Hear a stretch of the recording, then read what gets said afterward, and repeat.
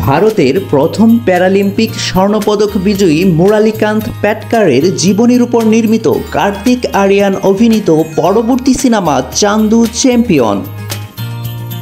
ছবিটি পরিচালনা করেছেন বজরঙ্গী ভাইজান খ্যাত পরিচালক কবির খান এবং প্রযোজনা করেছেন কবির খান ও সাজিদ নাদিয়াদওয়ালা।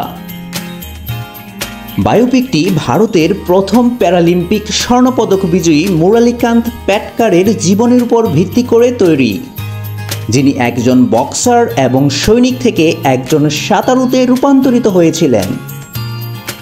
ভারতীয় স্বাধীনতা সংগ্রামের পটভূমিতে মুরলির যাত্রা স্বাধীনতার জন্য জাতির লড়াইকে প্রতিফলিত করে।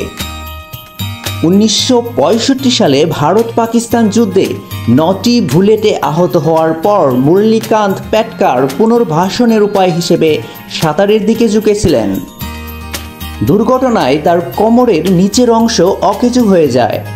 1968 সালে প্যারালিম্পিকে জ্যাভলিন থ্রোতে ফাইনালে পৌঁছেছিলেন। এর 4 বছর পর 1972 সালে জার্মানি প্যারালিম্পিকে সাঁতারে স্বর্ণ জিতেছিলেন। 2018 সালে ভারত সরকার তাকে পদ্মশ্রী দিয়ে সম্মানিত করেন। এই মুভি প্রসঙ্গে অভিনেতা কার্তিক আরিয়ান বলেন, চান্দু চ্যাম্পিয়ন তার জীবনের সবচেয়ে কঠিনতম চলচ্চিত্রগুলোর মধ্যে একটি। এই মুভিতে দুর্দান্ত অভিনয় করেছেন এই অভিনেতা। কার্তিকের লুক প্রশংসা করাচ্ছে নেটিজেনদের।